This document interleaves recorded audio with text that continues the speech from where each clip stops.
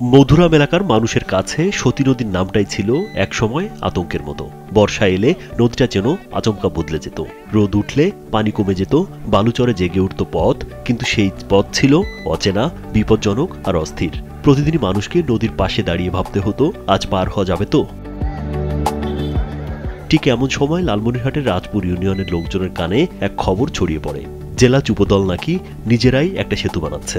নদী দিয়ে ছোট ছোট মাছ ধরা নৌকা যায়, ওই কারণে দেখবেন আমাদের যে 20 ফিট নৌকা যাওয়ার জন্য জায়গা রেখে বাকিটুকু আমরা ড্রাম দিয়ে ভাসমান ব্রিজ তৈরি করেছি। এখন যে কোনো ব্র্যান্ডের পুরাতন এসি বদলে নতুন ওয়ালটন এসিতে উপভোগ করুন 25% ছাড়। মানুষের মনে প্রথমে অবিশ্বাস, তারপর ধীরে ধীরে জন্ম নিল আশার আলো।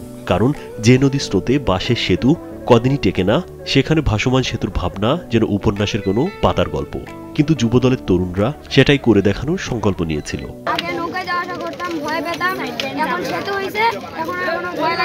এই এলাকায় যে প্রোডাক্ট উৎপাদন হয়, এই জিনিসগুলো আমাদের বাজারজাতকরণে খুব সমস্যা হচ্ছিল এতদিন।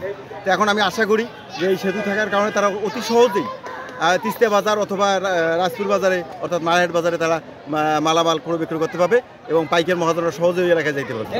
খুব অসুবিধা, এখন মনে করো যাওয়া হিসেবে খুব অসুবিধা, আবার সুবিধা করা খায়। এখন ব্রিজটা দিলে খুব ভালো হইবে। ধান পাট এপার ওপার যাওয়া আসা করতো, আমাদের বহুত কষ্ট হতো। আমরা এই ব্রিজ পেয়ে আমরা সবাই উপকৃত হয়েছি। ড্রাম, বাঁশ, কাঠ সব একত্র করলো তারা। দিনের পর দিন নদীর বুকে দাঁড়িয়ে রোদ বৃষ্টি উপেক্ষা করে কাজ করলো। কেউ টাকা দিল, কেউ শ্রম দিল। একসময় নদীর উপর ভেসে উঠতে শুরু করলো নতুন পথ, নতুন জীবনের প্রতীক। 80 মিটার দীর্ঘ আর 6 মিটার চওড়া সেই ভাসমান সেতুটি ধীরে ধীরে রূপ নিল। এই 6 কিলোমিটার ঘুরে ভোট দিতে যাওয়া, অনেকে ভোট দিতে আসতোই না। তাদের যে একটি গণতান্ত্রিক অধিকার, ভোটের অধিকার, সেই ভোটের অধিকার তারা প্রয়োগ করতে পারবে। আমাদের ছোট ভাই বোনেরা এই পাশে শিক্ষা প্রতিষ্ঠান রয়েছে, তারা শিক্ষা প্রতিষ্ঠানে আসতে পারবে।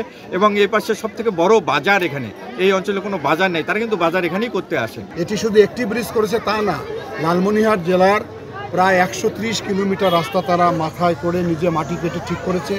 এই একাধিক ব্রিজ এই সতী নদীর উপর তারা নির্মাণ করেছে।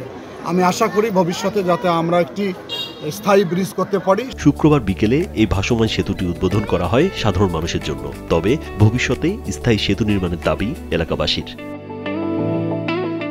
রাজীব বিশ্বাস, কালবেলা।